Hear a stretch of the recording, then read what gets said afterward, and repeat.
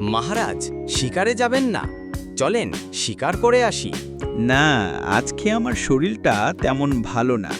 আজকে তুই একা একা যা, কিছু শিকার করে নিয়ে আয়। মহারাজ, আমি কি একা একা শিকার করতে পারবো? আপনিও চলেন, দেখবেন শিকারে গেলেই শরীরটা কেমন ভালো হয়ে যাবে। তোকে না বললাম একা একা যেতে? যা, আমাকে বিরক্ত করিস না তো। ঠিক আছে মহারাজ, আমি একা একা যাচ্ছি। যাই দেখি কাউকে ভাজুম ভুজুম বুঝিয়ে এখানে নিয়ে আসতে পারি কি। তোমার সাথে দেখা হয়ে ভালো লাগলো ছাগল দাদা।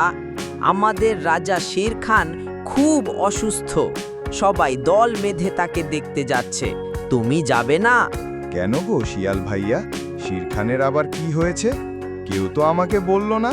তুমি তাহলে জানো না, ছাগল দাদা শের খান হাতির সাথে যুদ্ধ করে হেরে গিয়ে আর নড়াচড়া করতে পারছে না। তমন ওরে পাজি শিয়াল, আমার একটু আগে হাতির সাথে দেখা হয়েছে, সে তো আমাকে কিছু বলল না। তোর মতলব কি আমার শের খানের খাবার বানানো? না মানে, না ছাগল দাদা। তোকে আর মানে করতে হবে না, আমি সব বুঝে গেছি।